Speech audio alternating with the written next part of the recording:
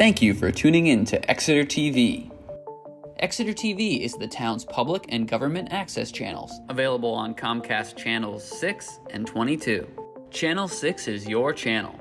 If you have an idea for a program, want to host your own talk show, or submit a film, we're here to get your content on television. On Channel 22, we bring you live and replay coverage of government meetings and other town updates. A third channel, Blue Hawk Media, is operated by SAU 16 and can be found on Channel 8, with all your school sports, events, and meetings. You can watch Exeter TV online at exeternh.tv, Apple TV, and on Roku. Find us on social media for extra content. Subscribe to our YouTube channel and hit the bell to get notified about live streams and new content. Tune in to our platforms every other Friday to watch the Exeter Biweekly Report, with recaps of recent events, updates from town departments, and messages from nonprofits in your area. If you head to our website, exeternh.tv, we invite you to sign up to our newsletter to receive monthly updates about new content, upcoming meetings, and more. We'd like to thank you for taking the time to watch Exeter TV and hope that you tune in to our other content as well.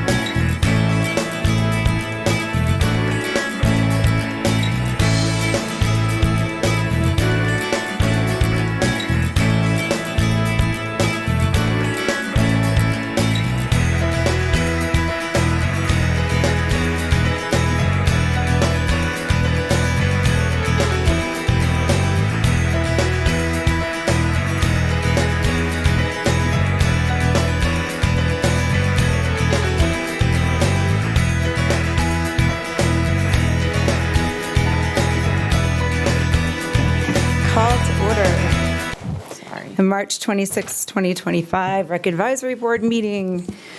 How are you? Good, how are you? Good, thanks. All right, we are going to run down the line, introduce everybody, and then we will move on to public comment. Bryn, you want to start? Sure. Thanks. Bryn Sullivan, Vice Chair. Jen Harrington, member. Mike Whistler, board member. I'm Stephanie Papakostadis, Chair. Nick Norton, board member. We're also Greg joined Eason, by... Exeter Parks and Rec Director. Caroline Neal, I forget my rec coordinator. David Tovey, Assistant Director.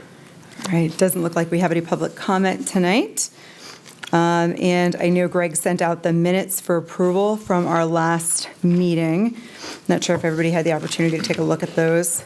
There is one correction. Yeah, to it be was made. just, yeah. Nancy Belanger was not Not present, here, correct. But she is noted that she is present in that. So do we just need to note that, or do we? Yeah, because they'll change it in the minutes. Perfect. The draft minutes.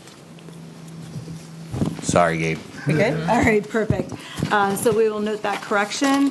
Other than the correction of Nancy not being here, she was sick. Did we see anything else in there that needed to change or anything that needed to be added or taken out? I would move to approve the notes as corrected with Nancy not being in attendance. All right, we have a motion. Do we have a second? I will second. All right, all those in favor of approving the minutes of, what was the date on that one? So I can do that in front of you. February. No, January just 22nd. kidding. Yeah. Thank you.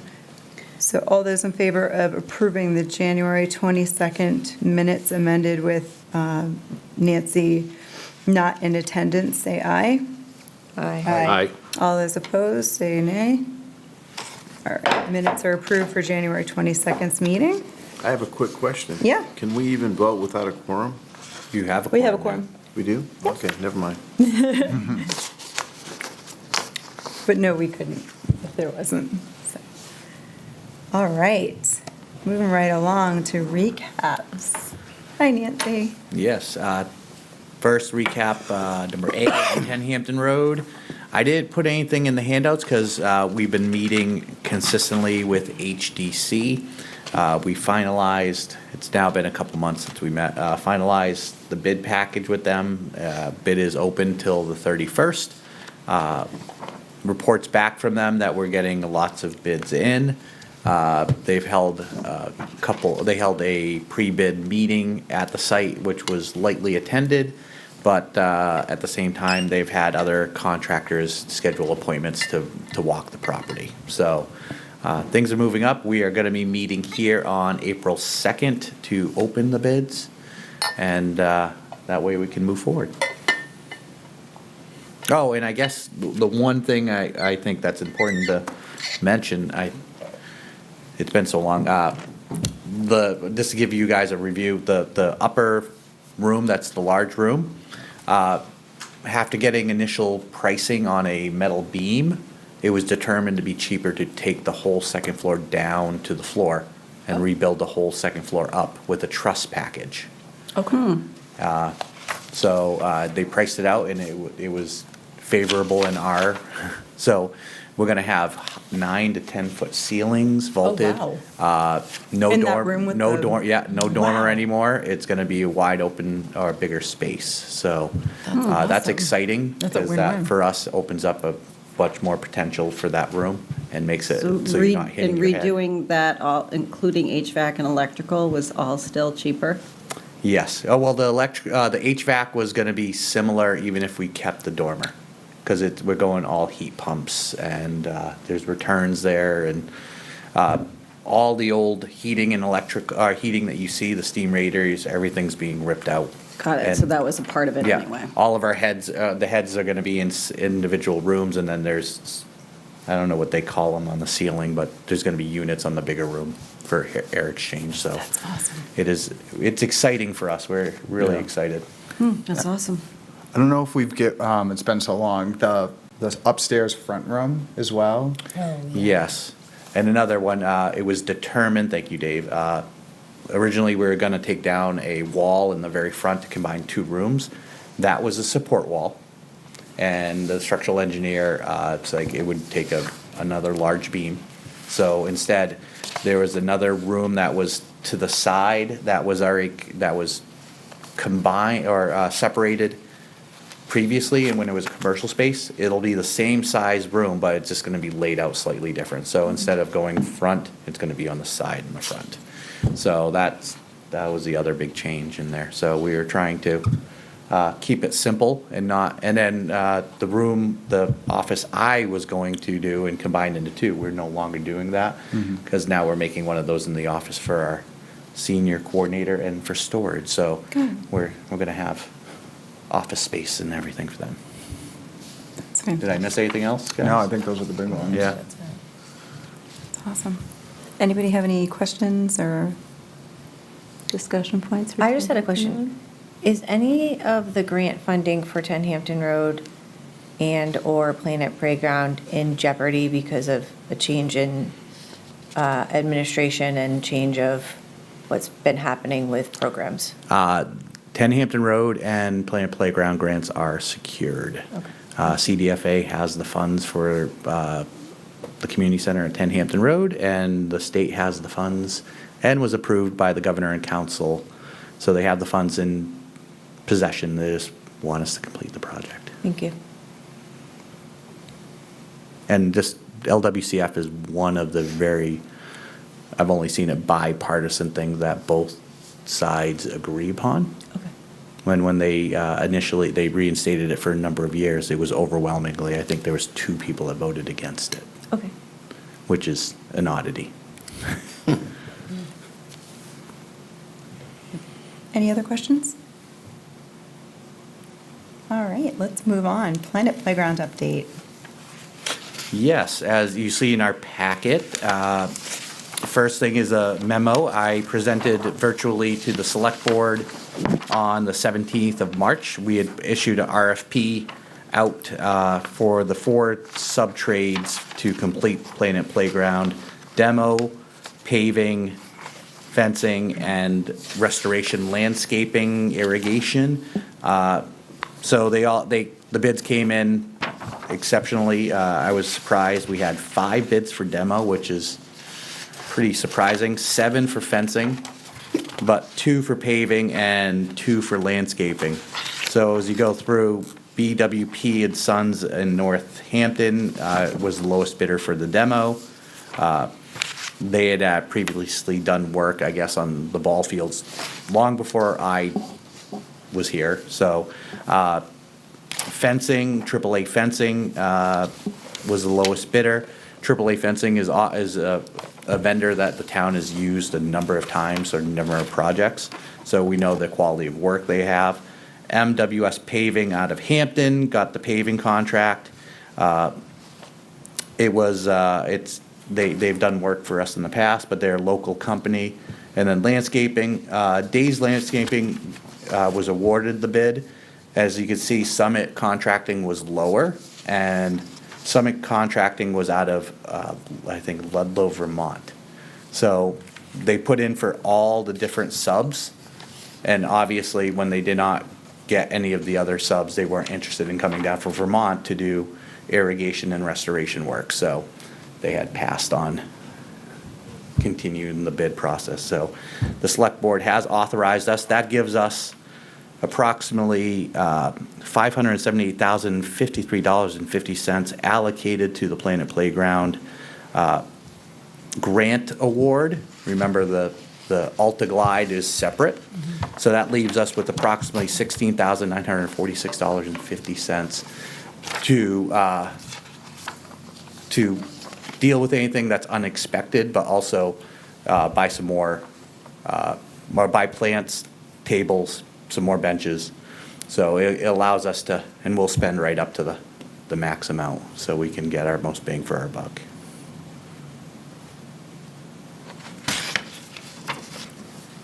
And I've met with 3 of the subcontractors in the last week just to go over things, and we will be having a site meeting when all the playground equipment is on site and the demo is completed. We don't need a demo at the group meeting because obviously we need it demoed before they can start on the playground. All right. What questions do we have, guys? Greg? I have to say, this is very detailed. This looks great.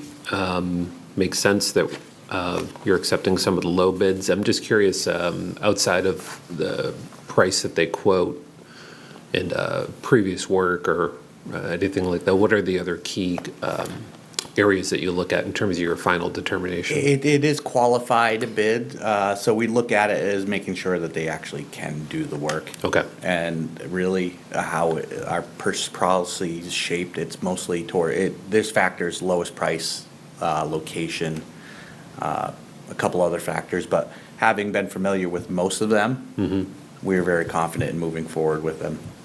Because Days Landscaping, for instance, is the one, they're the contractor that maintain our irrigation systems now, and have done various projects for us. So, Sounds good. Thanks. What other questions do we have for Greg and for anybody else?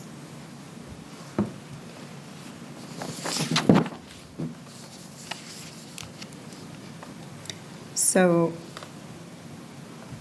at this point, we need to make a couple motions.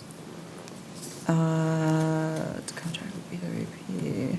So we need to do a motion on the excavation as well no. as the fencing, or no? no, that's all done. This was a memo that went to the select board. All right, those are complete. I just want Yeah, to make sure. so I wanted to inform you guys, because it had been so long, so I just wanted to keep you in the loop. Okay, thank you. So no motions are needed for this, Perfect. at this point. Perfect.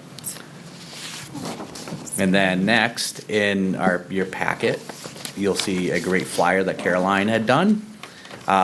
We are doing a Planet Playground send-off. The one thing I had failed to put in the packet was the agenda, but I'm going to roll through the agenda, what we're going to do that day. Agenda-wise, we're going to hopefully invite the chair of the select board and then also the chair of our rec advisory board to say a few words, talk about the importance of Planet Playground to the community, followed by recognizing the past donors. So as we talked about previously, we're going to salvage the pickets, the plaques, any other useful items off there, or sentimental or ceremonial. One of the things that the demo subcontractor pointed out, and we will definitely be taking it down, is the flag that's on the rocket ship now. We don't want to tear that down. We're going to repurpose that, and I'll get into how we're going to repurpose it. And then, so we're going to acknowledge all the donors, the committee that created Planet Playground, and then we're going to recognize all of our new donors, as well as the residents of Exeter that voted it in. And then we're going to have light refreshments, cake, cupcakes, cookies. We're going to decorate the playground as best as we can with balloons and caution tape, because obviously taking the pickets off, we just want parents to be aware that there'll be no fencing per se. And then that will already be previously snow fenced around, so it'll be self-contained. And then if all is well and good and it doesn't rain on the 12th, demo starts on the 14th. We do have a rain date of the 19th in case we have to postpone. We are doing it after our Exeter egg hunt. So to get the most bang for our buck and then have a captive audience.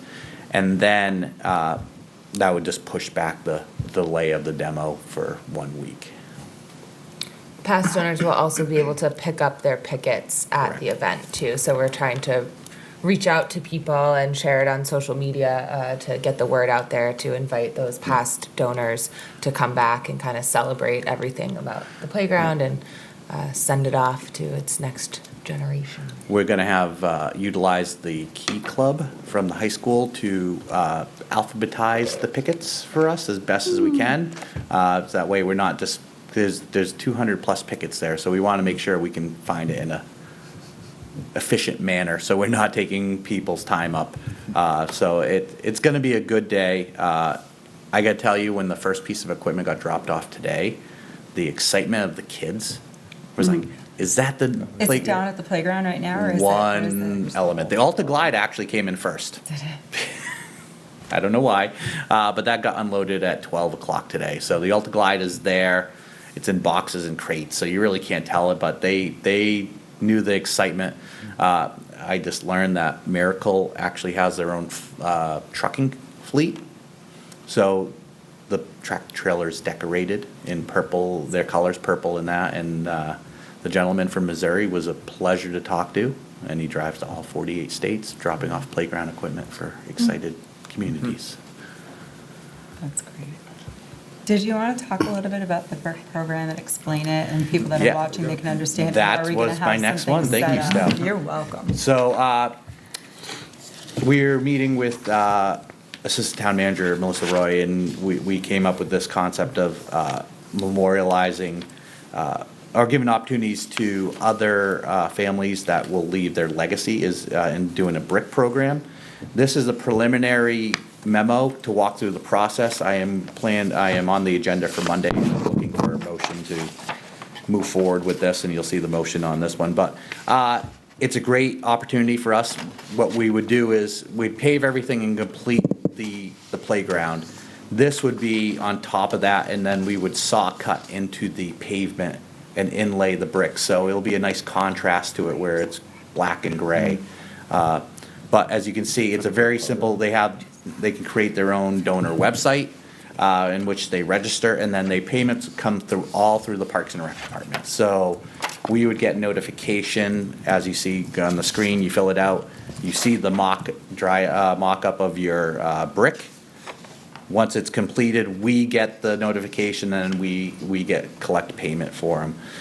The bricks cost about $25. We plan on pricing them at $100, which will be a fairly common price you'll see on all brick programs. And no limit. We have that large pathway, so we can sell as many bricks as we want, and if we have to start extending it up towards 10 Hampton Road, so be it.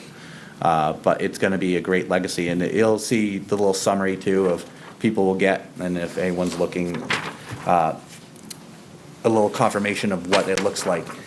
They do offer custom logos and stuff like that, but I think we keep it simple. The only artwork that we include would be Exeter Parks and Rec seal, the town seal, land and water conservation, just kind of giving people options to jazz up their bricks, or they can keep it fairly simple. You will see that they get up to 3 lines of text, up to 15 characters each line.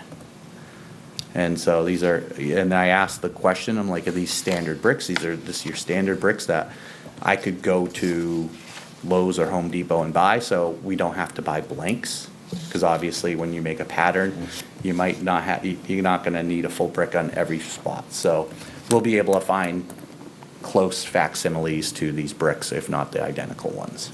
And any donation is welcome, even though the bricks are $100, where it has 3 lines. I talked to Greg and Melissa the other day. Multiple families can go in on 1 brick if $100 is too much of a lift for them. So if you want 3 families with 3 different lines on it, you're welcome to do that. Mm-hmm. So any donation is really appreciated from any family that would like to participate. So I think the brick is a great idea. So we need a motion.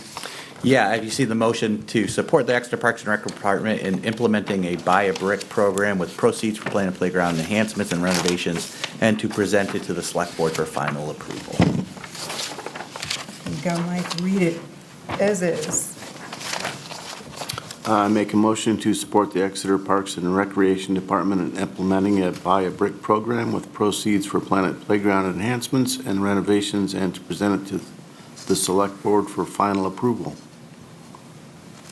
We have a motion, do we have a second? I will second. So motion and a second, all those in favor? Aye. Aye. All those opposed? Excellent. So the motion has moved forward to the Select Board to support the Exeter Parks and Recreation Department in implementing a buy a brick program, proceeds of Planet Playground enhancements and renovations, and to present to the Select Board for final approval. Thank you. We have this in my hometown, and it was very successful, and I think it spans 6 blocks. Oh, wow. The Wow. bricks span Yeah. 6 blocks? That's amazing. Well, that pathway, which I'll let David update you, because it's been a while. That pathway will eventually stretch all the way to 10 Hampton Road. So we need more bricks. Yeah. So we need plenty of bricks. That's going to be resurfaced along with the playground, is that part of it? Is that a Part different- of the entryway into the Plana Playground will be surfaced. We Okay. only can go so far. And then hopefully I guess, Dave applied, this is for senior programs, Dave applied for an AARP grant to extend the walkway. And what we don't have, we'll need to go to the select board to get a match from our park improvement. But that walkway we're making it wide enough that a vehicle could drive down there, because we obviously have a parks vehicle. So but it's also make it a lot more easier to get all the way to Field 3.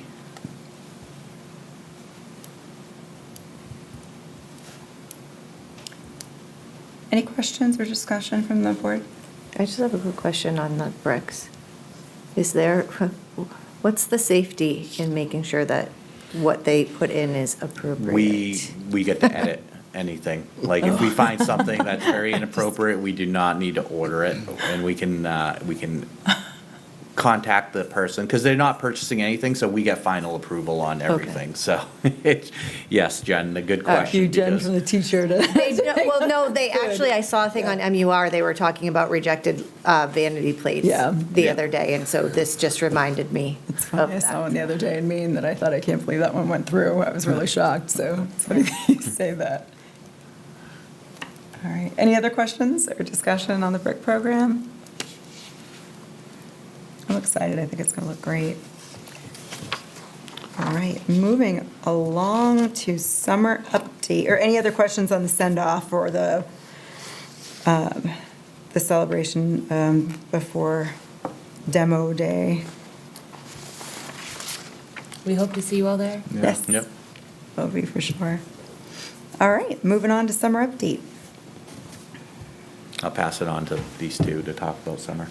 Camp is fully booked, over 300 campers, which means we'll have a large staff this year. CIT positions are full. I'm sending out offers this week. Still hiring counselors, so counselors have to have their high school diploma or GED to apply, but we'd love to have you if you're graduating or a recent grad looking to have a fun job this summer. Yeah. Yep. How many do you need? How many are you still looking I probably need about 5 or 6 more. for? Okay. Yeah. And you're fully staffed for CITs. CITs? Yeah. Okay. How are you doing for lifeguards and everything as well? Lifeguards are good. I think we need to fill like one more position, maybe 2. And same with concession stand, just one more position to fill. Had a lifeguard interview today, and I got another one coming up soon. So we'll be fully staffed, and swim lessons are pretty much full. There's a little bit left open, but we're looking good. We've done some updates at the pool building too. Little by little, it's coming around. We have had some interviews with potential interns. We had 3 really great ones. One of them did turn it down, unfortunately. Needs to be closer to home, but we're hoping that the other 2 accept it, which will be really exciting. And then I know we'll get to the election results, but hopefully we'll have a part-time senior coordinator and a new ADA van. So we're going to be busy this summer for sure. And one of the interns is not your conventional Parks and Rec intern. He's an economic finance major. That's good. And we're looking at utilizing him to do a larger economic impact study on the department and what we do for the community, but also narrow down and go to the pickleball, Big Brothers Big Sisters pickleball, and really find out what that economic impact is as well. So a twofer. I call it, but he brings a lot of unique abilities, and hopefully he has accepted it. So that's a nice thing. We just need a couple more interns. That's awesome. Where are we getting the interns from? Is it UNH? UNH. Awesome. Yep. That's great. Caroline and David attended a job fair, internship career fair at UNH in February. That's awesome.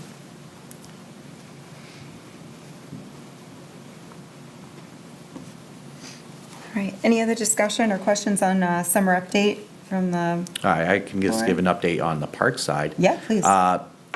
We issued RFPs for the mulch and mowing. This year, we got 4 proposals for mowing, which we were very pleased with.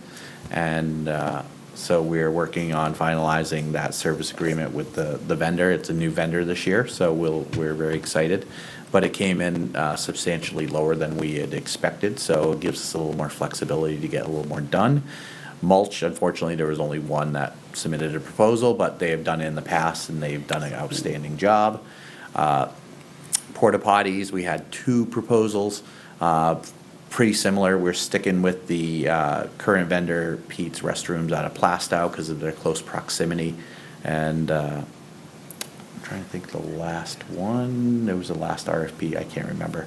But yeah, we were very pleased with that, so we're excited that we have things lined up, and the parks will be looking gorgeous again this year. Can I ask a question on this, the mowing? Where we have the row-out mowers at multiple sites, where are we putting out the RFP for mowing? So we have done it in the past à la carte, because again, with 2 guys, it's very hard. Unfortunately, today we were informed one is resigning, and so we will be short-staffed for the next couple months. But we put it out there, and then we look at the pricing to see what we can afford to allocate them to do more park maintenance. Okay. The bid came in low enough where we will be able to do a lot more park maintenance than we have in the past. Okay, so it's not just mowing, it's like mowing, weeding? Mowing, just weed landscaping. trimming, picking up trash, Okay. branches, stuff like that, yeah. What other questions do we have for our team over there for summer updates and park updates? Nothing? All right, on to spring updates. It's officially spring. Yeah. Numbers are coming in hot. I know Caroline just ordered soccer uniforms. Soccer, track, lacrosse. Field hockey. Field hockey numbers are low. That one I'm sad about. Yeah. Yeah, me But too. I wonder if it's because it's new. It's just, We've had it for a long time. Several years, yeah. I know that. Yeah, before I started, I think it's just a niche sport, and I found out like Stratum offers it as well, and they work with the high school, so the high school team actually runs their program. So yeah, I'm not sure what's going on there. Yeah, a bummer, but we'll see what happens with that. Hopefully we'll get some more registrations this week and next week. T-ball numbers are looking awesome again. A little bit lower than last year by like 5 kids in each division. I actually haven't even checked the numbers today. But T-ball registration does close on Friday. So what day is Friday? The 28th? Yes. So if you're still waiting to register, don't wait too long, because Friday I have to order uniforms. Yeah. So register by Friday to get into T-ball. So we'll do that again. We'll be at Gilman Park as well as at Park Street Common, because we'll have enough teams for that. So we're looking great. And Mission Turf will be prepping all the fields as usual. They work with Dan and EJBSL as well. Again, their field's ready. Outstanding company, local, in town. So we're excited. The fields will look tremendous, and we're excited for spring. Do you have any questions or comments for spring update? One more thing, we do have tennis in the parks back this spring, so that was great. We were only able to offer it last summer due to instructor shortages, so we're thrilled to have it back this spring. So it's sold out for the first and second grade group, but there's, I think, a couple of spots left for 3rd through 5th. So if anyone's looking for a wonderful learn to play tennis program, in partnership with USTA. That's a wonderful program that we'll have Wednesday evenings starting the first week of May. And then we also just opened pickleball and tennis registration.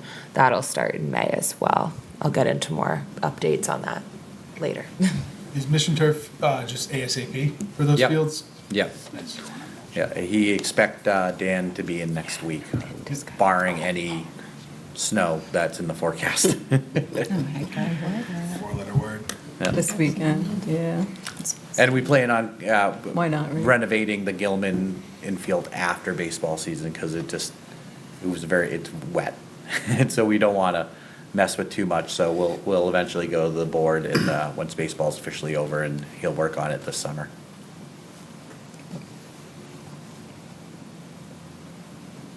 All right. Questions, comments? Great, thank you for the spring update. Dave, senior programming update. Yes. We've added some new trips and programs, a couple exciting coach bus trips that we're subsidizing through the grant that we got from Exeter Hospital. First one is going to be July 12th. No, 30th. 30th. To Newport, Rhode Island. And then September 12th to the Von Trapp Family Lodge in Stowe, Vermont. So those are getting a lot of registrations lately. They're filling When's up that second one? fast. Sorry? When was the second one? The first one was the 30th? September 12th. So that's really exciting. We've been adding other trips too with our van, and now that we were approved for the ADA van, we added a Christmas trip up to Portland for the Magic of Christmas. We're going to be using both vans, so it's our first official trip that we've been advertising as, wheelchair accessible. The only stipulation with that is they're holding on to 2 wheelchair accessible seats for us, and we need to let them know, I think it's by May 1st. So we've been including that in our marketing and information flyers. Like, if you're interested, we really need to know by that date if you need that accommodation. So yeah, a lot of trips, programs that we've just added. I think they all filled up in like a week, but one of them, we had our first class today. It's a 4-part series called Getting to Know Dementia. All different agendas for each class, but that was good. We had 6 people today.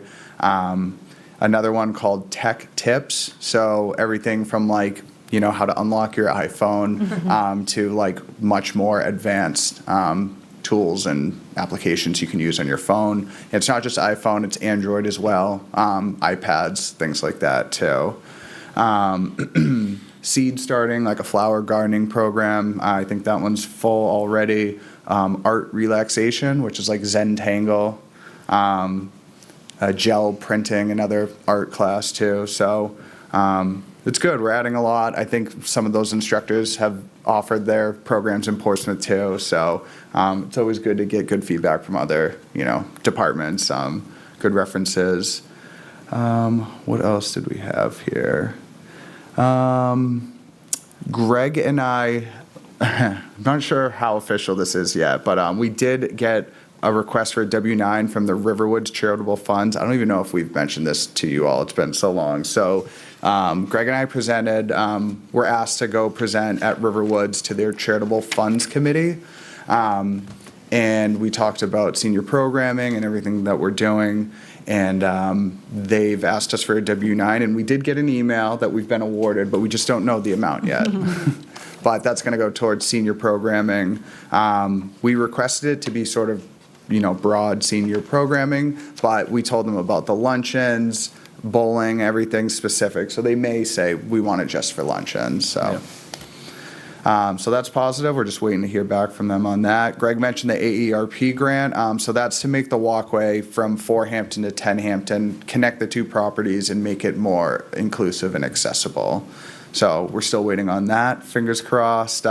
We've been filming with Exeter TV they just filmed this week at our indoor walking with Phillips Exeter Academy. So I'm sure you'll see that soon in the bi-weekly report. We're going to have them come on a trip, go to bowling, all our different programs and stuff, and help advertise and showcase what we've been doing. And then today we had a really positive conversation with Exeter Hospital, a representative from Beth Israel Leahy Health. It was a mid-year progress check for the grant that we got in September. So giving them an update on what we've been using the money for and, the data and metrics we've been collecting on all of that. So that went really well. So hopefully during round 2, we'll be getting some more money. And that'll come in handy with this part-time senior coordinator, and I just saw the job was posted. So that's really exciting. We have a couple candidates already who have shown interest in it.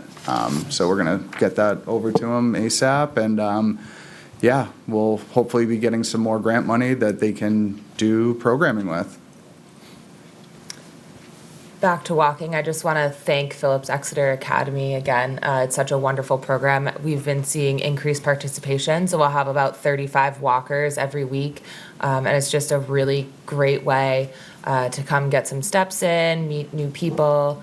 Every time we go, I think we hear stories of how people learn about new programs or services that are offered in town that they otherwise didn't know about, just from connecting with other members of the community. So if you're looking to increase some walking, definitely come join us Tuesdays 9:30 to 10:30 in the morning at the PEA Fieldhouse. Yes.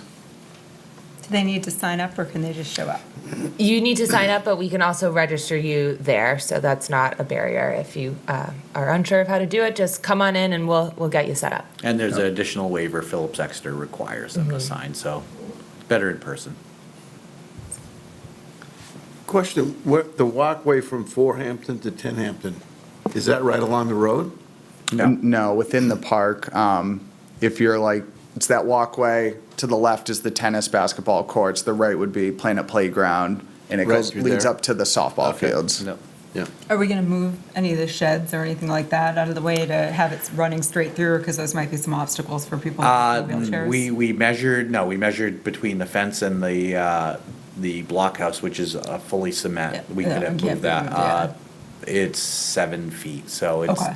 it's plenty of, they just want to be able to fit their whole paver through. So Okay. that, they'll have to narrow it a little bit, but it's a good opportunity for us to look at that, but that, as they call it, the blockhouse, that thing is built very solid. It's 6-inch thick cement walls, so That's too it's bad. gonna be hard to Just a move that thing.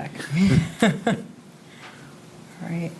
Thank you to everyone of the voters that came out this year to vote for the Parks and Rec initiatives moving forward, especially for the senior coordinator position. And as Dave said, the van, the accessible van, it really has opened up some opportunity for people that didn't have the opportunity to join groups, especially for the seniors, moving forward. So thank you for the voters. When you show up, it really matters. So we appreciate it. The town appreciates it. And the Park Improvement Fund. Park Improvement Fund as well. The Thank you for- residents are definitely showing their Yeah. support for the park system, and Yeah. it's really now been several years in a row they've voted it in. They definitely, they love their outdoor spaces, and that's Yeah. where we're trying to make it the best we can. Yeah. Well, we appreciate anybody that comes out to vote, and especially for Parks and Rec, we appreciate all those positive votes too. Any questions from anybody on senior updates? Thank you, Dave, sounds great, and Caroline and Greg, you guys are doing an awesome job with the seniors. Thank It's you. exciting to see. Are the senior programs, the workshops that you're having, are those over at the senior center right now, or Some are in the senior center, like today's was, others are in our building. downstairs in that room downstairs, or how are we getting people up? They've all been downstairs because they've filled up so fast. We've asked those that are registered if they'd be willing to move upstairs because it is a bigger space to take more people off the wait list. And we've done that with one class so far. It's not ideal. It's not something we like to do, but when there's 6, 8 people on a wait list Right. that quickly, we do our best to try and accommodate everyone. The But technology one filled up extremely fast, Fast. and Yeah. we are definitely gonna be running it multiple times, because obviously daytime's not the best, and so if we can get our instructor to maybe do a early evening one too, I think that would be a big draw for people. Yeah. That's really cool that you guys are doing that. All right, the taxi ticket program. Yeah, I think all of you are aware, I think we talked about it at our last meeting or not, but Academy Taxi did close, so we no longer have a taxi ticket program in town. We have already mailed out letters. And the letters in their packet. Oh, So they- good. yeah. Yep. So we mailed out those letters that are in your packet just to notify anyone who purchased taxi vouchers either in 2024 or 2025 to explain the refund process for any tickets they may still have. And the town, we're looking into other transportation options, and we'll update you as that moves along. But for anyone watching right now, there is no taxi ticket program in town, unfortunately. But I always recommend, the Meals on Wheels bus is a great one. Calling TripLink as well. And I know their number and information is in our senior resource guide on our website. They're always a really good resource because they will connect you with the right transportation company, whether it be Coast, Meals on Wheels, Task. And for everyone listening, TASK is Transportation Assistance for Seacoast Citizens. So we want to make that, and that's all volunteer. Yep. And the Meals on Wheels bus here in town, the driver's hours were actually extended recently too. So they're operating to 6 p.m. I think it is, Monday through Thursday, a little bit later, and I think it's till 4 on Fridays. So.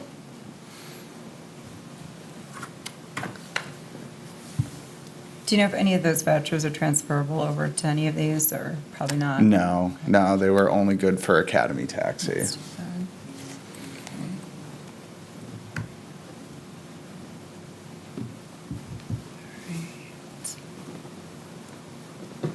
Any questions on the taxi ticket program or the update, the available options? All right, let's move on down. We kind of touched base a little bit on the election results, but I'll move it over. You guys feel a little Yeah, more we detail? are going to be issuing the RFP for the van. We had found one that was an outstanding deal, but unfortunately, it's not available. Oh, So we're going to have to issue it, and we are looking very particular in the van. We drive a lot into cities, and having a van like Meals on Wheels where it's wide, it might be difficult for parking and everything. So we're looking for a narrow 15-passenger van with at least two wheelchair stations, which can convert to a normal 15-passenger if we don't have that. But there's so many varieties out there.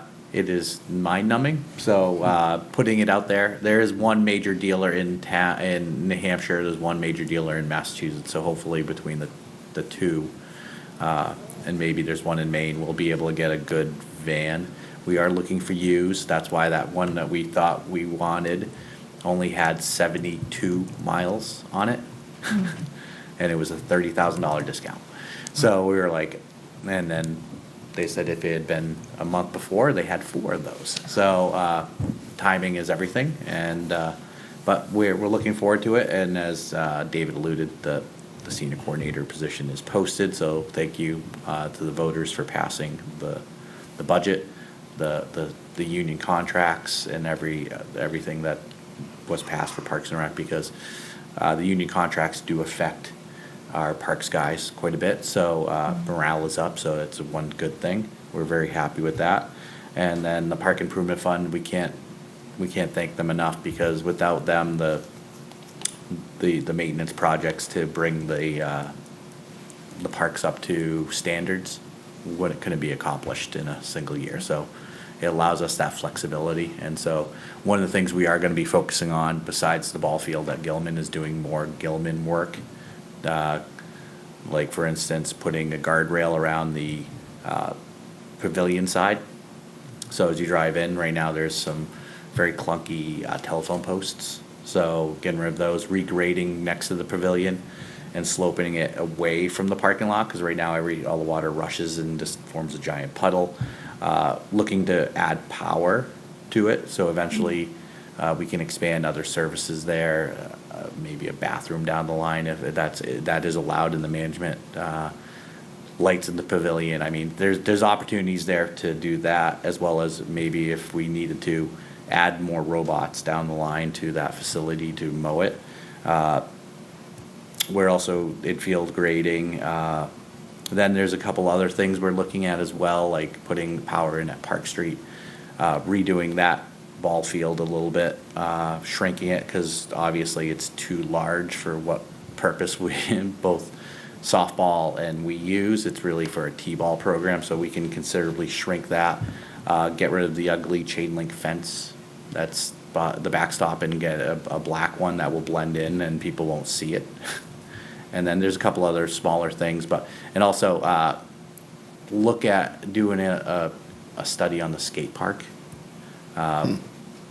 It's very well used, but we last restored it 5 years ago, and it might be time to look at a bigger study. I know we had those kids come in a Yeah, I couple was years gonna ago. ask, that kind of just never went anywhere. Never went anywhere, but It's I too think bad. we as a department kind of spearhead something of getting more data on what people want to see and figure out a mechanism to do it, because obviously when we see what Portsmouth has for their skate park, people always like, why can't we have something like that? It was an outstanding project they did in Portsmouth, and our site is limited, so we can't have an expansive skate park, but we can definitely improve it.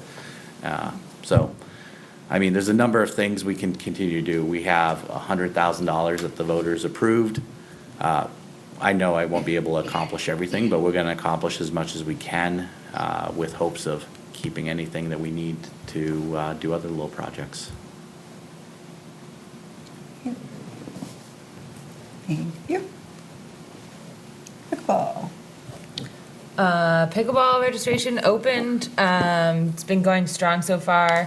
I haven't announced it yet, but I'll be reaching out to everyone. I'm at a conference this week, so next week when I'm back, I'll be reaching out to everyone to send them the full registration info, program info. We're doing some slight changes this year. So instead of having 4 different levels of courts for our open play program, we'll have 3. So we'll have our advanced, our intermediate, and our open play. Also moving intro from Thursday nights to Sunday mornings to open up more courts on Thursday evenings. We saw a lot of the after work crowd coming, and we had limited court space. So to try to free up some more courts, kind of moving those intro lessons to a different day. So that'll be great. We're adding a new program, 2 new programs. So in the fall, we'll be having fall youth pickleball, so youth intro to pickleball. So that'll be great. Our instructor, Pete Lachevsky, who's a retired PE teacher, will be teaching that. So that's going to be wonderful. It'll be similar to our tennis in the parks program. It'll be 6 weeks, 1-hour lessons, broken into age groups, so that elementary school age, the middle school age, and a high school age. So really looking forward to that. So that will be in the fall, September, and October. Registration for that will open in June.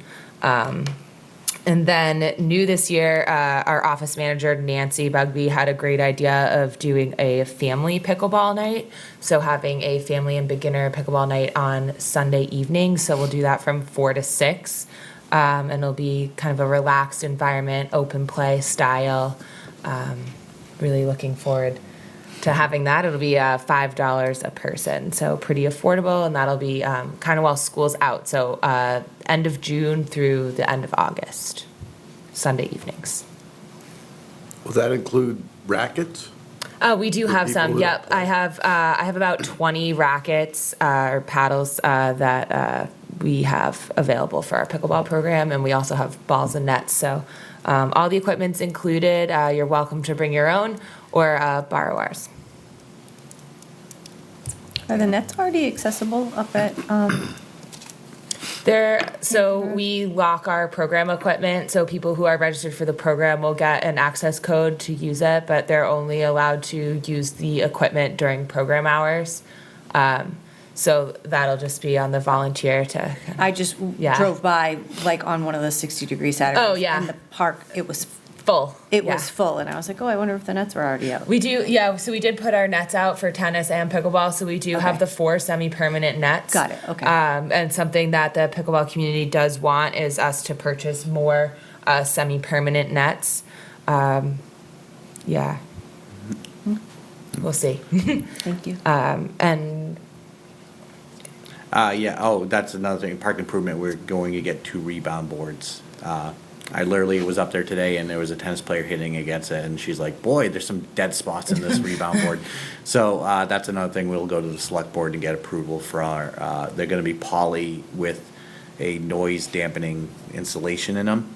So when you hit them, it's not as a thud, it's, so at least that will, help. Cause those, the nice thing is when we go in a couple years to renovate the courts, we can just reuse them. Just take them down, put them away, put them back up when the new courts are built. Any other questions on pickleball? we also have private lessons, I forgot to mention that, same as last year, Friday mornings. And just I don't wanna make sure, there's plenty of tennis stuff. We're still doing the open tennis nights on Monday, Wednesday, Friday nights. Tennis in the parks. Tennis in the parks. We're working with our tennis instructor, so he'll be offering private lessons, and we have a meeting with him next week to do some other adult programming. And then we also have our beam tennis camp that's in the summer as well. Yeah.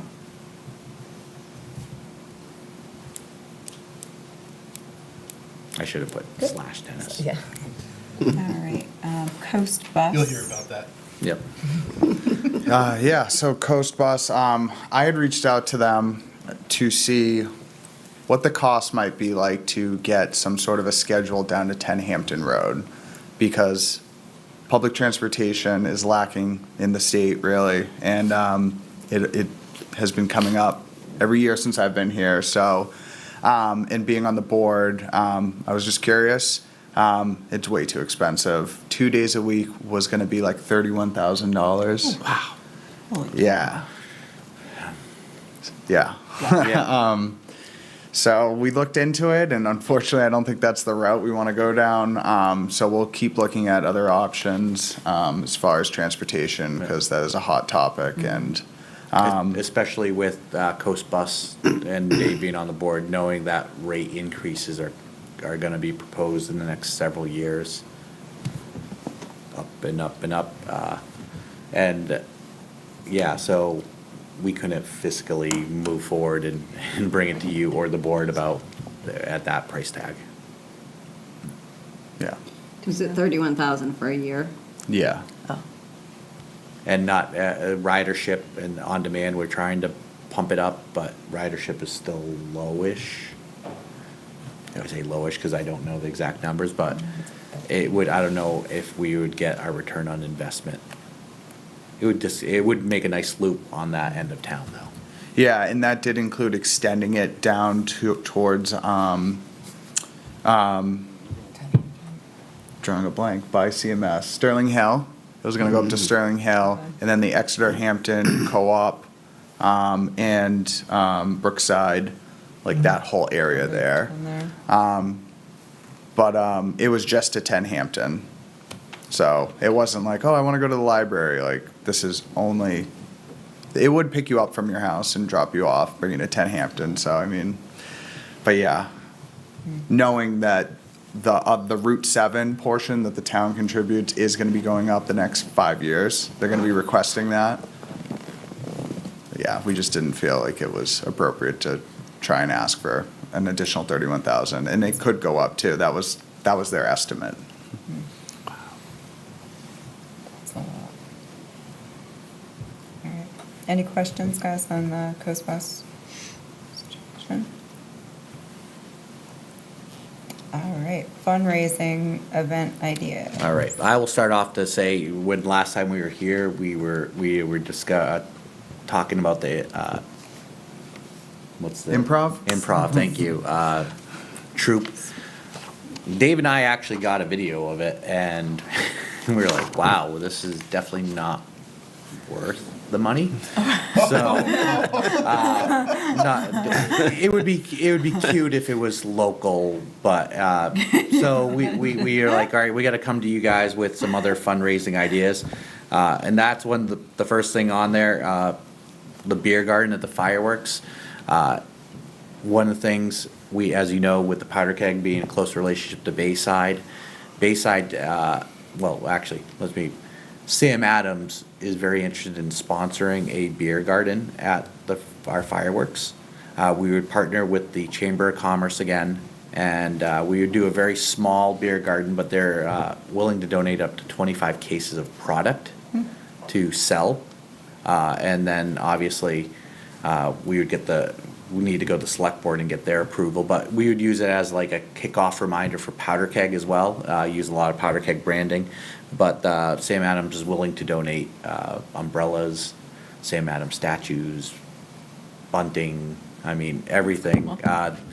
They really, because they know Exeter and the 4th of July, or our 4th of July is different, so they are very interested in that. So that's one of the things that we would like, if this board thinks we should move forward with it, then we can go to the select board and ask for that permit. What is the date of the fireworks this year? July 12th. Well, I would say, as a guy who likes beer and fireworks, I'm not for it, actually. Why is that? I think it's already crowded down there on fireworks night. Can you tell us more about what would it look like? Where would you locate it? What is it? I'm trying to picture. What time would it be? Is it after dark? Right. No, sorry. So we would place it closer to the green shed, and probably like a 30 by 50, if not something a little small, something small that we can manage and watch people come in and out. It'll be close to where people can park, obviously, but that way, because that end of the parkway is open. We would actually stop sales before it gets dark. So it'd be open from like 6 to 8, 8:15. So not very long. Do they have to stay? They would in have to stay in the parameter? Okay. fenced-in area. In the fenced-in area. They couldn't wander. What do we anticipate a potential revenue on something like that? It would be about 600 beers that we would get donated, and if we sold them at $5 a piece, it would be about $3,000. I don't know what the So split would be with the. 1,500 if you Yeah. Yeah, 50-50. $1,500. But there'd be an added cost side to that too, for fencing and, We would reuse all the fencing from Powder Keg, because we keep all the snow fencing.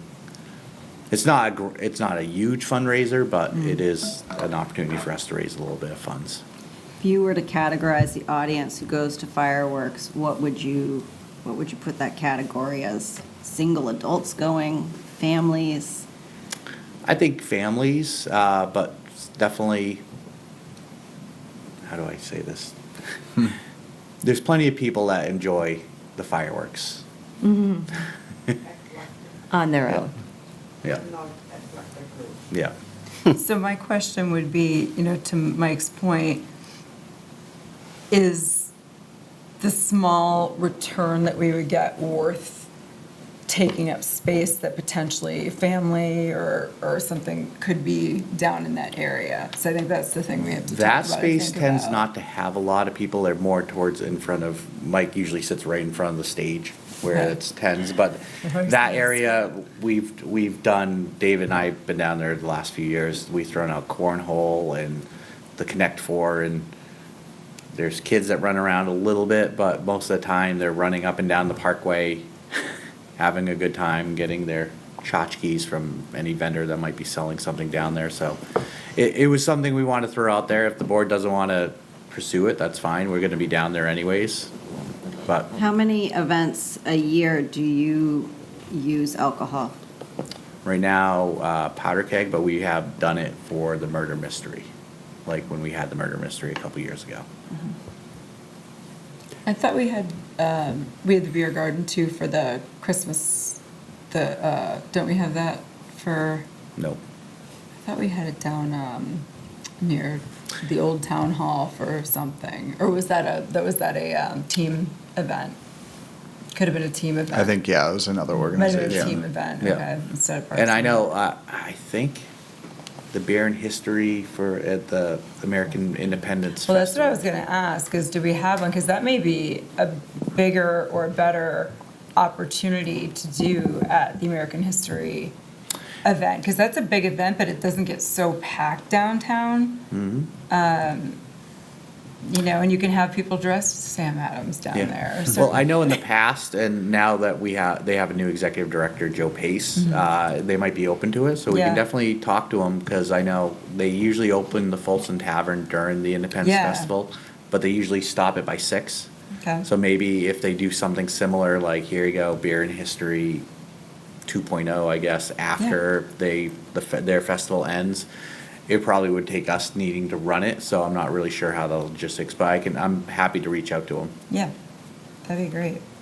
That might be more conducive to doing it. I mean, it's not as busy, and it's during the day for the most part. so Well, they it'll still already be serve the beer during the day there. lightish. Yeah. All right, so So- this would be after, or they'd be like Yeah. post. Yeah, Post or if they want Independence. to keep it open, it's a long day for them, I know that, so. And just in terms of the vibe too, it's not exactly beer and chili. It's what, 2 drink tickets, something like that. Yeah. You probably do. Yeah, it wouldn't be a lot. We would make sure there's turnover, Yeah. obviously. And we might be get stuck with a bunch of the product, in which we don't want either, so. like- There's no problem with being stuck with that product. I'm sure we could find homes for it. Who would man the beer garden? Sam Adams, as well as volunteers for you guys? Yeah. Yeah. Yeah, Okay. and the And chamber. Then would we have to, where there's alcohol served, would we have to also pay out to have security there as well to be, We already have detail officers down there. okay, then that would be additional, you're paying them for, Yep. okay.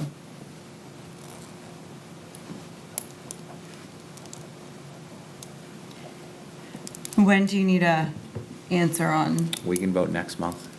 Yeah. so you push off the discussion? Do you get the impression that Sam Adams would be as interested in their offer if it was for a different date or different event? Or did they contact you proactively specifically for the fireworks? Proactively for the fireworks. Got it. Okay. Because they know a large amount of people that go down there, so it's good advertisement for them. Okay. Something to think about too is next year is the 250th anniversary. And we could wait for that. Might be nice to do a little trial run first though, before the big one. Yeah, I agree, because that's gonna be big. Yeah. Go ahead. Sorry. Well, obviously, we can talk about it more next month, but given the amount of money that could be, raised through it, a lot of times, beer gardens like that can attract people for other situations or causes if there's more to kind of do, if there was selling something or admission to something else to kind of attract people and create a buzz. But yeah, Dan's right. It might be a good kind of trial ahead of the 250th. So, I mean, could you sell beer and chili tickets at the beer garden? Oh, yeah, absolutely. So it could be kind of like the kickoff to getting people thinking about that. Yep. yeah. I would like it to have a tie-in like that. I'm just concerned that the rec department, which focuses on health and wellness, starts to have alcohol at too many events, or is there a philosophy that the rec department or the town has about continued increasing opportunities for alcohol in our community? And at the same time, the dangers of people drinking and driving, or if they carry weapons, or the increase of just rowdiness that could occur, especially at the fireworks, where I think it's a very family-heavy, family-friendly event.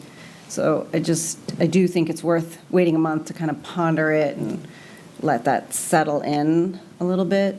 And at the same time, perhaps think about, like, what is your philosophy on alcohol as it relates to the department? And we know it's not positive for health and wellness.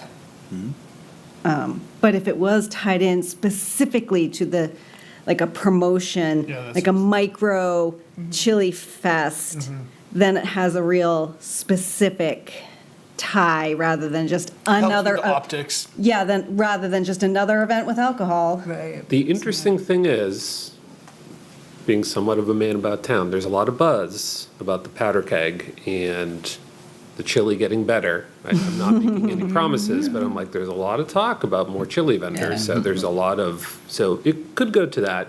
Although it sounds like you're, not to go off on a tangent here, it sounds like it's not a problem selling tickets to the powder keg, because I think you're actually reducing the amount of people. Correct. Okay. Okay. But we wanted to present numerous, like, a couple different suggestions. I know one thing that David just brought up the other night was, at the Arts and Cultures, holding a fashion show in Town Hall with all the clothing vendors Oh, that's in, cool. in town. That could be another opportunity for a fundraiser. That's, again, we co-sponsor with someone, I don't know who, Arts and Culture Commission, probably. And that could be like, we take half, they take, the half goes to town hall renovations or the town hall fund. So, I mean, there's opportunities there. An adult prom in the town hall, or a sock hop for our seniors. That's another one. I love a senior prom for seniors, Yeah. like just calling it a senior prom, but having it be for the seniors and Yeah. have their music and their, Oh, yeah. you know, everything. So, I mean, I just think that there would be such an awesome look back for them and just bring so many beautiful memories back for them. But it's, I don't know how much of a fundraiser it would No, or it could wouldn't- be, that wouldn't because be- we that would be would more have of a to do that program. one as programming. But that's where number 3 is other suggestions from you guys, like looking to you, what has, in your experiences, worked as a fundraiser? What could we do, add?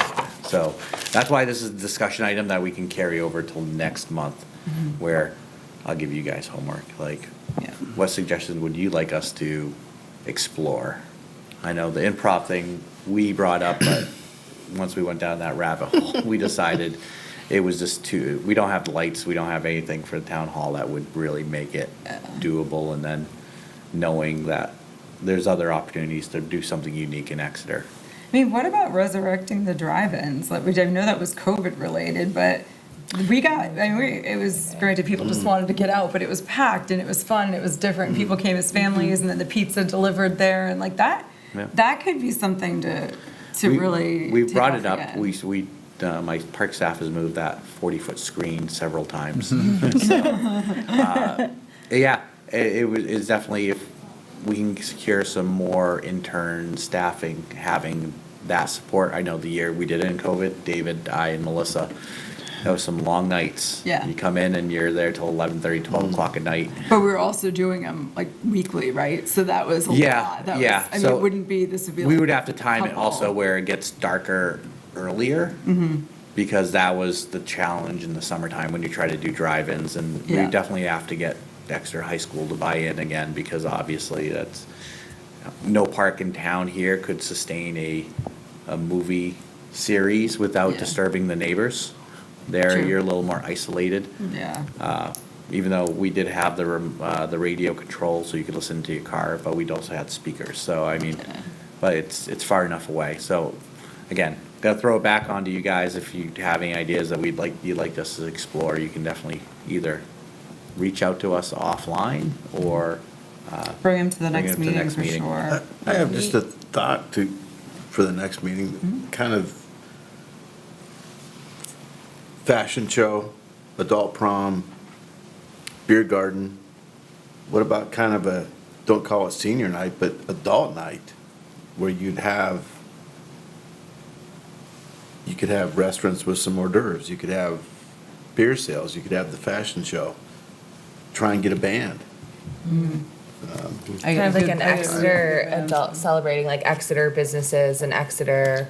Yeah. Just a Food, night for. beverage. A night for the adults slash Yeah. parents. Yeah. previously, there was a group that, downtown residents and merchants that had done like a taste of Yeah, that's Exeter. right. This year, they didn't pull it together in time in December, but they did, they That have went told me well, they. didn't it, though? Yeah, it was like small bites, small Yeah. Yeah. restaurants. Yeah, Yeah. yeah, yeah. It was very popular, and so they raised a lot of money to go towards scholarships for Exeter High School students. So, You could even have try and get some raffle donations, kind Yeah. of thing. And charge admission to it. Just a thought. I know Caroline also thought of, for a fundraiser as not a consignment, but drop it on, like you guys take used equipment, like we want to donate used equipment and then we have a sale. Yeah, Giant yard community yard sale. sales. Community great. yard sales. Yeah. You just Right. charge $20 a table, just set up the tables and then whatever you sell, you sell. And then you get the money no matter what. Right. And then what happens at the end is you can charge people to, if you want to just leave your stuff here, we'll clean it up and dispose of it. Yeah. Man, I'd give you. Because once you unpack it out of your car, you don't want to pack it Oh, back yeah. up. So here's the money I made today, here, take it. I think I'd write you a fat check just to take it. Yeah, exactly. Take it all. And some communities do town-wide where you register with Parks and Rec. Yeah. We put you on a map and then Brentwood you- did that, I think, right? Brentwood, Brentwood did where that. I live, Yeah. Sandown does it, and it's. Oh, that's a good idea. It's very So you do popular, it at your so- house and then we advertise on the map. Yeah. Do the map. So it's one day, you go around, and in Sandown, it's $25 to get on the map, and they have like 63 houses in That's Sandown. awesome. My community's 7,000 people. So, That's a really good idea. yeah. So Because then that's you're another- not dealing with having to deal Then you with have no cleanup or logistics. setup or anything like that. You're just doing it at your house. That's actually a really good idea to do. Is there a target number that you typically look at for an event? Like, I guess using the Sam Adams as an example in terms of that total? Ideally. Is it just more the better? And I can't speak for David and Caroline, but more bang for our buck, like. Yeah. Because there are only three of us, and the challenges of doing programming with just the three of us does come daunting, especially when it comes summertime, or like Caroline's inundated with spring sports and David's with senior programming, and it gets difficult. It'll be nice when the senior coordinator comes on to alleviate some of that from David on driving trips and Caroline.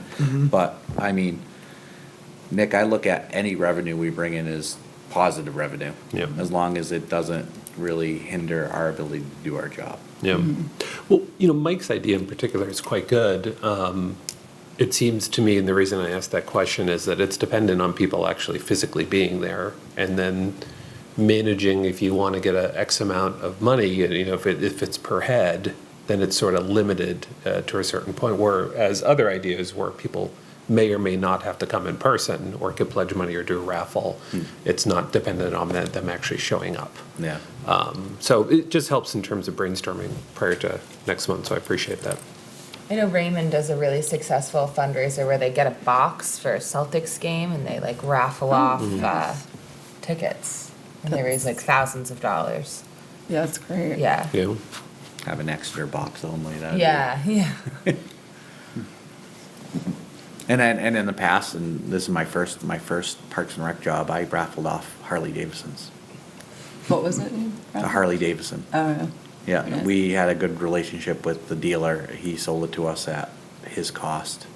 We sold 400 tickets at $100 a piece and made $20,000. Yeah, That's great, yeah. But you need to have that motorcycle clientele. That Where I helps. was previously was closer to Laconia, where they had the motorcycle, people drove their motorcycles through Milton, New Hampshire to get to Laconia. So it was a very unique, and I also had a motorcycle show. So it was a very unique situation. And so there are definitely those opportunities out there that, if you think about it, like I know in York, Maine, the Rotary Club auctions off a car. Yeah, that happens a lot of times. It's right by yeah. the Hannafords, like you literally see it, like, buy this Mini Cooper. Right. And it's like for $100 a ticket, and they sell so many, and it works out well for them. I think piggybacking like a raffle on another large event too works really well. Like if we were to have a larger item at Powder Keg, where Oh, we yeah, have when you 3,000 walk in, people. they're in and line people are- anyways. Yeah, they're going to be buying tickets because Yeah. they want it. Where if we have like a standalone, it's just getting the word out there that we're actually doing it and getting people excited about it can present a challenge.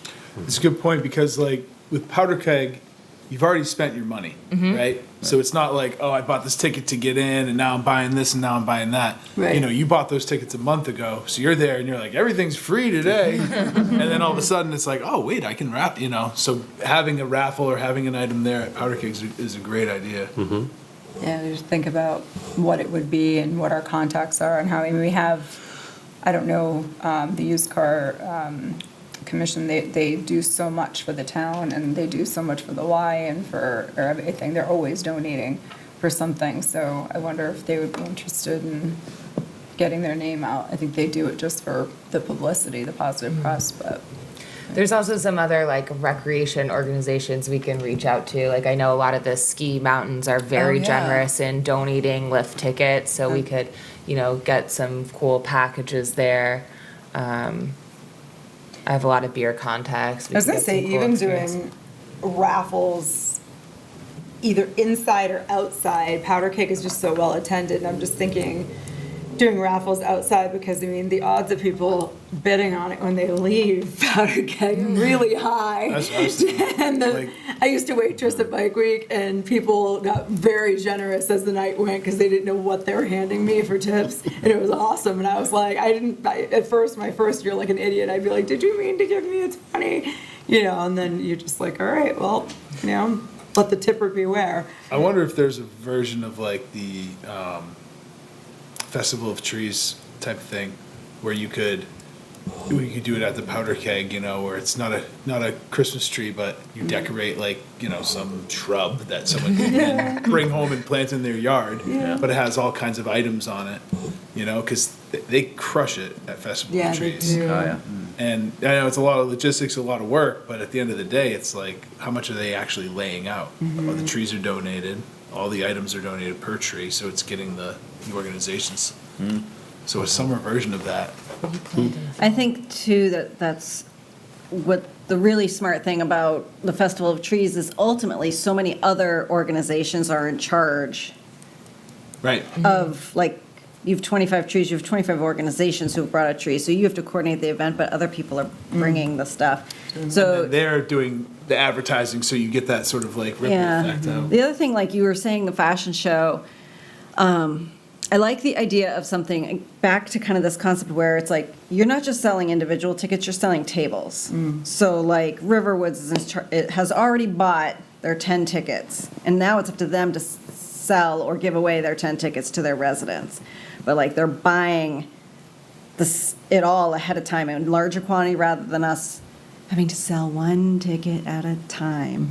It's like more geared, like on a larger, more corporate scale. But then there's the other thing about making it an annual tradition in our town of like a fashion show. And, you know, the city manager and the rec director are getting dolled up or do you involve the high school kids and they wear their prom dresses and then all the parents buy tickets to come and watch their kiddos in their prom dress. Like, I think that could, like, Prom fashion show would actually be pretty cool. tap That would into be for something. next year, but- I like the idea of also tapping into the kids some way. Because I think parents are automatically going to pay to watch their kids. So there's like a guaranteed ticket sale. But yeah, it's tricky. Well, all good things to think about and come back next month. Yeah, definitely bring them If you already could send ready them to to go. me individually, and then I can put them in and then distribute them ahead of time so we can really have a good discussion. One comment, you mentioned ski areas. I wanted to thank you for the gun stock program. I know my son goes often, and several buddies. It's a great deal It really is. that Exeter Yeah. provides to go to gun stock. There's one change for next year is that they will no longer sell a pass to 6 and 7-year-olds. So you have to be 8 to get that discounted pass. So that's one thing to be aware of. But it's a great program. We love it. It's fantastic. You can't get a better ski deal. And Caroline and the volunteers, some of them, like, I can say it, the deputy fire chief is one of our volunteers. So he's out there skiing with them.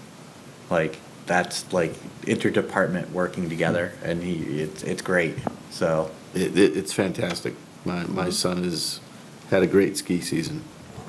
I'm glad to hear it. That's awesome. Saw you up there too, a few times on the slopes. You don't want to admit it, though.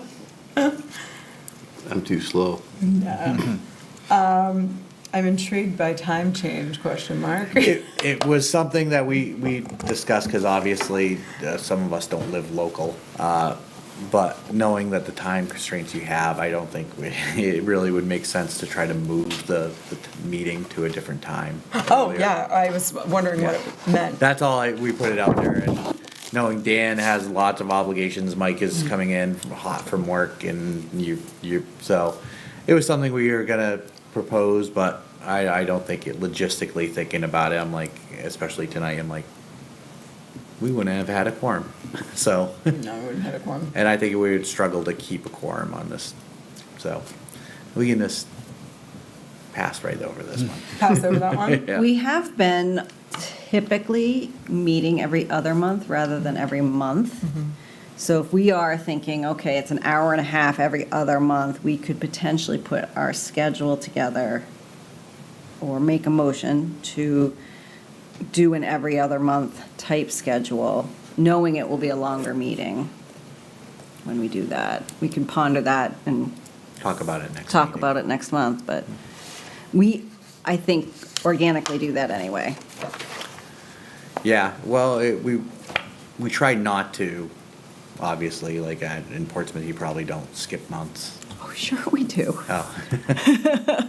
But it just, lately, the last year, we've had these two large projects Yeah. on the docket, and Right. knowing what's coming down the pipeline eventually for projects and programming, and just, because especially one of the things that we definitely need to start talking about as a group is how do we conduct our own master plan without expending a lot of money and get some data. Yeah. I know. Does the select board ever assign blue ribbon committees to projects?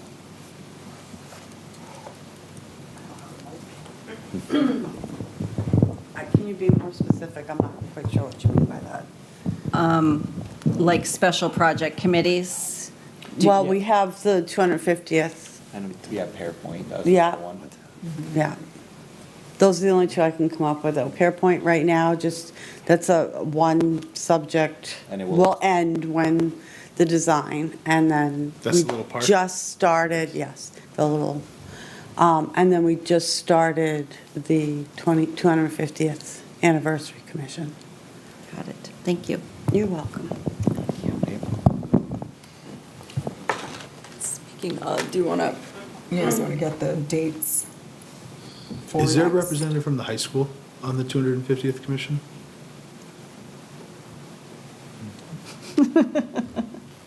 What happens when I come in late? I don't know if there is one, but I will check with Julie. We have a select board meeting Monday night, and go from there. Yeah. But that is a good idea. I think it would be good to have someone from the Yeah, high school. it's not fully staffed yet, so we Yeah. have openings, so yes, I will look into that. Yeah.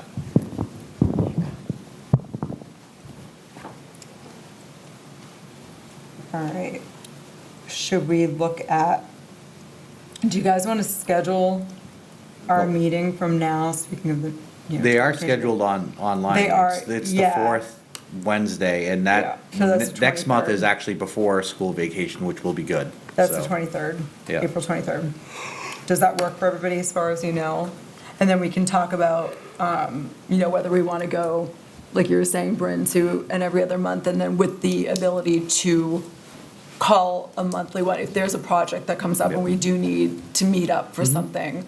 But we can push that to next week and push our next month, and then, Because, yeah, any initiatives we want to move forward, Right. we want the board to vote first. Yeah. Before we move forward with them. so we got April 23rd as that date.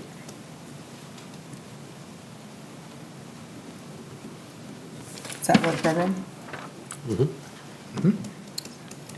All right. Let's do it. Yeah, yeah. And 7 PM still works for everybody. I would say to Greg's point, I mean, these guys are here all day. Even a half hour would make a difference if we go to 6:30. I was thinking the same thing. Would 6:30 be a compromise that the board could Yeah. make with their schedule to be here, to give them a little bit of a break, little less giant, you have these 2 hours between kind of like your Yeah. end of the day and then. No, it gives me time to go home with my kids, so I go home, get them off the bus, make dinner, come back. You're such a good dad. Yeah. So, I mean, I know I could, I don't know, anybody else, and be honest, if it's tough and you can't do that, let us know, but. Well, I know I'm gonna speak for Dan during baseball season. 6:30 is tough, yeah. Yeah. Yeah. It's tough. I mean, 7's even tough too, like, Yeah. during. Especially when it's light out till 8. You Yeah. wanna stay out there and Yeah, exactly. Because keep we got practicing. baseball, softball going on right Yeah. now too. Well, let's keep the 23rd and then we can discuss it further if that's something, but again, Do you want to I keep know it you, at 7 I for wanna that? respect you guys as well, cause you all work full-time jobs. So, Steph works multiple jobs cause she likes to do exercise classes, but yeah. Didn't like it. We could have summer hours and winter hours. Yeah. Yeah, you and I are like same mind today. Yeah. I was thinking the So same thing. keep it at 7 for the next month, and then we'll talk about, because I'm all for moving it up too. I'm okay with that, but I want to make sure that it's good for everybody else. And we definitely would have to check with Pam and Right. Exeter TV to make sure their staff's available. Yeah. But if they're here at 7, I guarantee the Exeter TV staff is here at 6:30 anyways. Yeah. Okay. All right, well, let's add that too, because I think that that's a really good suggestion as well, especially coming into the summer. All right. New business? I'm gonna pass this over to Caroline. So a couple years ago, David and I attended a financial sustainability workshop. That was one of the best professional development things I've ever attended. So thank you, Greg, for sending us. It was incredible. And we've been talking about with bringing on a new senior coordinator and moving into the new building. And as we're building new playgrounds and new parks, it's been a discussion in our office. So having like a longer rec advisory meeting, or maybe doing like a retreat where we can have a larger discussion about financial sustainability and really looking at our service categories and how we subsidize different service categories, different programs, parks, et cetera, with the tax dollar. So kind of looking at our program fee structure and whatnot. Right. Right. Yeah, and there's a lot more to it too that we could bring. We don't have a strategic master plan for the rec department too, so this helps give us some direction too, moving forward again with what everything Caroline mentioned, Yeah, so. we spent so many hours coming up with a mission statement, and we brought Primex in to help us with that. This is the next step forward in the progression of our department. Eventually, then getting a master plan, then eventually getting accredited, so. When are you looking to do something like that, like the fall, or are you looking to do, because the summer I know is crazy for. Not, yeah. Yeah, fall. Yeah, not now. Insane doing like the fall or something Yeah. like that. I mean, it's worked really well for other committees, and I know that you guys do a day, and Historic Society does a day. I think it would be really smart to do, just grind in, and because the master plan we need to be inclusive in that for sure, and we're not close to being up to date on that. Well, the town master plan has recreation scattered throughout the whole thing. Right. That's a big common theme. So we need to drill down further, especially with the new facilities and new playgrounds opening, and what's our future, what's our goals, going back to Bryn's health and wellness, but at the same time, to Caroline's point, sustainability and not burdening the taxpayers, and how do we achieve the success in the Parks District and the rec programs without burning out staff, but also keeping things affordable and not balancing those free things on the backs of our soccer and our t-ball players. So, I mean, it's a balancing act. Everything we know has gone up economically, but we also need to be mindful of future problems coming up. One of the things I always look at is the pool, like how is that's it doesn't make money, we know it loses money, we're fixing it up as slowly as possible to kind of be there, but, you know, CNN had this report last year how pools are a benefit to low to moderate income families that can't afford to go on vacation. And we go above and beyond, we offer RU in season pass holders a family pass, so if they're RU in family, they can get season pass as an Exeter resident. So we're trying to break down those barriers, but there's only so much we can do without expending more funds. And it's the chicken and the egg. We gotta we need more staff to generate more revenue, but we need more revenue to sustain the facilities, and how do we do that economically wise without burdening the taxpayers? If that makes sense. Yeah. Yeah, and I love the idea of learning more about how the present rec budget affects the tax dollar. Like, I'm always surprised on how little the rec budget affects the tax dollar, but yet the impact that the rec department has and the vast amount that the rec department has to offer. So I think if we, as a board, can understand that better, we can advocate for that better. So that would be great. I think so too. I mean, if you guys are able to get a date months in advance for everybody, and then we can all check, and were you thinking? Yeah, A October. weekend or weekday? I know sometimes it's weekday, but then you've got, teacher, I don't know if you guys, that wouldn't work, I would assume, for Yeah, putting in for a day. we haven't or- gone down that road, probably a Saturday Okay, between seasons, okay. like November-ish. Oh, yeah.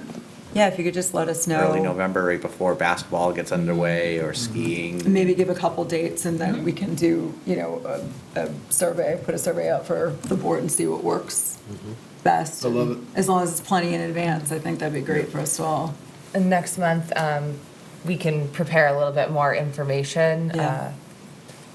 Yeah, so y'all know. Because a little bit more. our state association brought in a national speaker on financial sustainability for parks and recs. And my mentor, the former executive director of Charleston County, he's like, there's a balancing act as a parks department, because you want to support low to moderate income, but you also have an obligation to not lose money.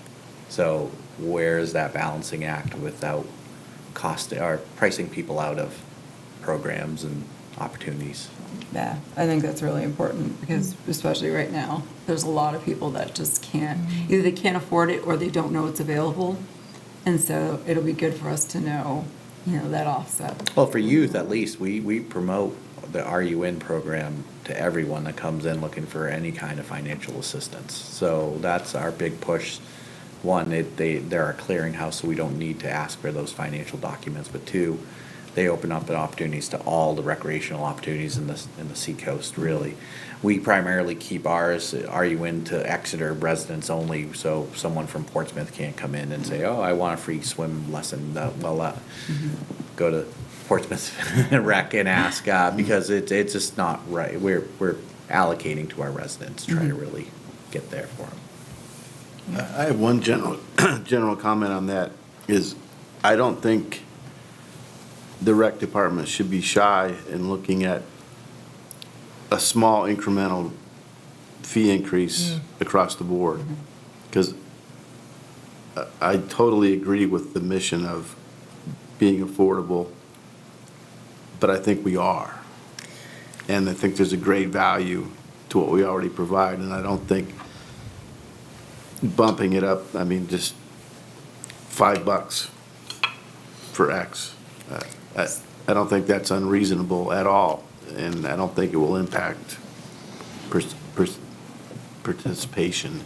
Yeah, and I think as long as it's strategic, like, you know, it's $5 every other year, it's, you know, so that there's a methodology behind it, or, you know, we started having a higher student to counselor ratio, and there, you know, there's a reason behind it. So yeah, I totally agree with you. Because I think so often we make sure, since there's an outlet for those who couldn't otherwise afford the program or need a payment plan or need a scholarship, as long as there's an outlet for that. And I don't think anyone will be surprised that the cost of something went up a small increment. We're all dealing with it. Yeah. It's, And you guys probably have a schedule for that anyway. And we Yeah, just need to be went up- educated about it. Yeah, we went up on soccer this year. And T-ball. And T-ball, yeah. And we went up on camp last year, so they held steady this year. Yeah. While offering discounts, as you are well Correct. aware, Yeah. to our field trips, and so. Yeah. And we got rid of the admin fee, so we understand the burden people are having. And we introduced the non-resident rate too, so if you don't live in Exeter proper, then you pay an additional $10 for youth programs. Camp is $50 more. Yeah. Yeah.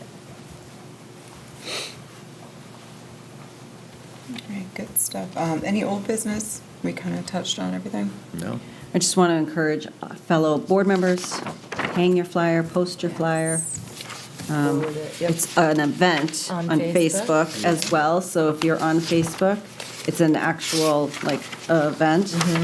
So share, like, promote it. If you share it in, like, the Exeter group, then it can get some more traction. Yeah, I shared it in, I'll share it again too, but I shared it in the Exeter, whatever that one was, and then on my page too, so, but. Has this been shared with the local principals of Main Street and Lincoln Street for their newsletter? Good idea. We don't have those contacts, if you want to send them our way. Are you allowed to do that, Jen, or is that? Yeah, something that'd I'll be reach out to awesome? the, I mean, they have, I know, at least at Lincoln Street School, I don't get the Main Street School newsletter, but we've gotten rid of almost all paper that we send home, and it's all digital. Yeah. Yeah, CMS does so- that too, so I wonder. But at least get it into the digital packet. Do you know who does the CMS one? We could find out, but I'm sure. I would assume it's Drew Bearsville. Okay, all right. If we could get those contacts. I'll we'd reach love out to Main Street and Lincoln Street. Because for that's you. one thing since they went to paper, away from paper, we've lost that connectivity to the elementary schools. Oh, they'll always, again, I only know the Lincoln Street one, but there's always flyers in their digital, how much the newsletter is viewed is, but, you can only, help bring the horse to water. Yeah. So, You can hit them all at once if you go to Sharon Goulage. I never know how to say her last Gullidge, name. yeah. Gullidge. Because she'll send it directly to all the admin assistants, principals. all right, well, then I'll hit up both, because Sharon lives in my neighborhood. Perfect. And are we one thought. sharing You this put with stuff in there camp before, like, families? last from week. Yes, I last year? posted it on the camp Facebook group, but I'll also Someone email it probably to all the posted camp it for families us. as well. Sometimes the first time you do it, they want to just make sure you're like an approved vendor, which Yeah. obviously you would be. Yeah. But Esther signs off on that, and then Sharon sends them out to all the admin assistants. And it's not like the future superintendent doesn't Right. do things with us because he's a coach for us, so. So, I had one thought on the Planet Playground send-off. If anyone here knows of anyone or anyone listening who is a rocketry person, like an amateur rocketry person, to send up a rocket.